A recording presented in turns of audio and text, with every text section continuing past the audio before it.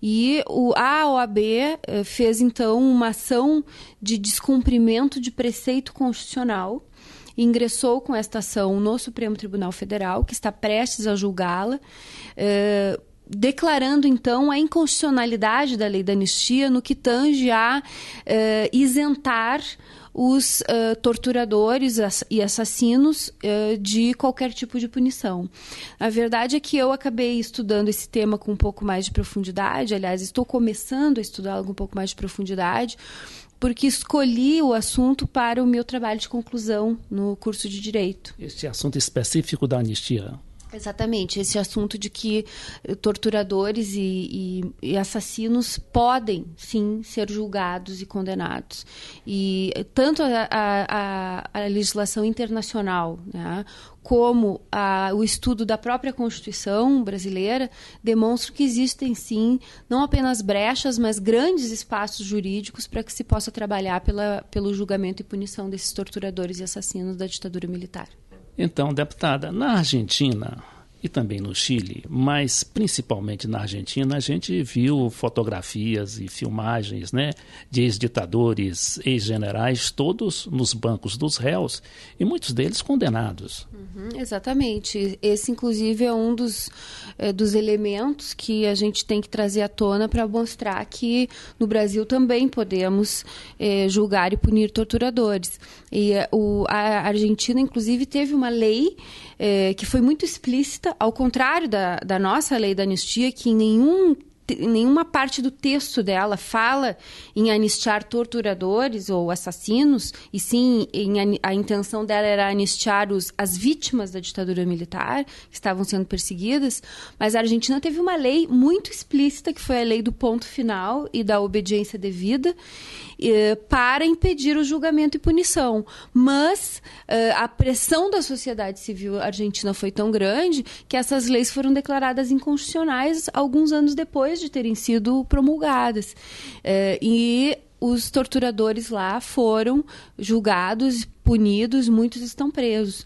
Então, a Corte Interamericana de Direitos Humanos, ela estabelece um conjunto de preceitos que determina a imprescritibilidade dos crimes contra a humanidade, onde se enquadram justamente os crimes de tortura, os crimes de desaparecimento forçado, de assassinatos políticos, e ela também determina que não é aceitável esse tipo de anistia autoconcedida, né? Que seria o caso de uma anistia que o próprio regime se concedeu aos seus agentes públicos que agiram, inclusive, fora da lei, nos marcos legais do próprio regime militar, porque nenhuma lei, mesmo no regime militar, autorizava a tortura, o assassinato, o sequestro.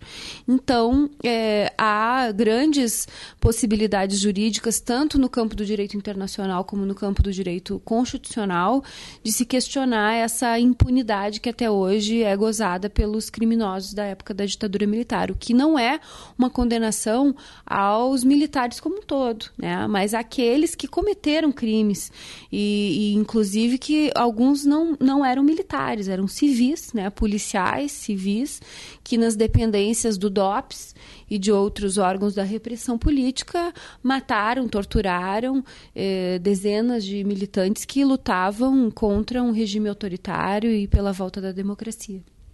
Então, e qual é a sua visão em torno daquela alegação dos militares, né, que praticaram essas ofensas aos direitos humanos e que agora estão alegando o seguinte, que a guerrilha também matou muita gente deles, né? Ou pouca gente, eu sei. Mas o que seria feito desse pessoal que matou? Seria também julgado? Bom, é que existe uma diferença, e essa diferença é reconhecida no âmbito jurídico, inclusive, e também no âmbito do direito internacional, entre civis que, ao lutar contra um regime autoritário, cometeram crimes. E agentes públicos que, investidos de mandatos né, mandatos públicos, seja de militares, policiais, agentes de segurança, se utilizaram do aparato estatal e da autoridade que tem por serem parte do aparato estatal para cometer crimes. Tá?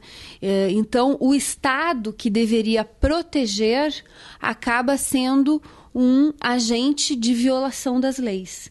Então, essa é a diferença que nós alegamos para demonstrar que a anistia foi concedida aos civis que, de forma certa ou errada, cada um pode ter o seu julgamento. Eu, particularmente, acho que a guerrilha no Brasil foi um desastre político, mas que tiveram a coragem, inclusive, de arriscar sua própria vida para defender o ideal da democracia.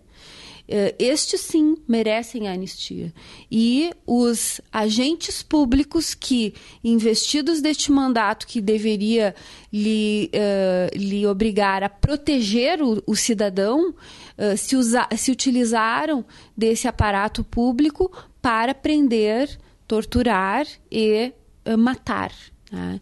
Então, essa é a diferença abissal que existe entre uns e outros e, portanto, nós defendemos que a anistia deve atingir as vítimas da ditadura militar e não os algozes que agiram, inclusive, fora dos marcos legais da própria ditadura. Volto a repetir, porque estes agentes públicos, eles estavam autorizados a prender e a interrogar os militantes políticos e, inclusive, os que participaram de ações armadas. Mas eles não estavam autorizados a matar, a sequestrar e a desaparecer, inclusive, com seus corpos.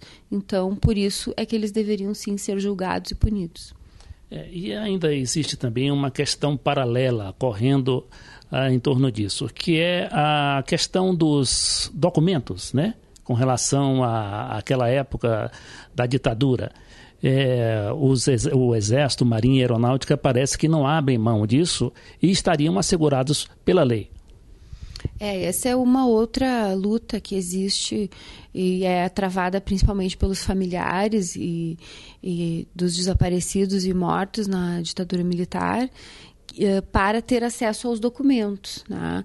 E este acesso aos documentos é até uma necessidade prévia para que se possa julgar e punir também os torturadores. E é por isto que as cúpulas, né, do Exército, da Marinha e da Aeronáutica não aceitam a ideia de que esses documentos venham a público, porque no momento que eles vierem a público, é possível que recrudesça a pressão para que haja também o julgamento e a punição. Então, eles estão protegendo a si próprios quando escondem e muitas vezes até negam a existência desses documentos.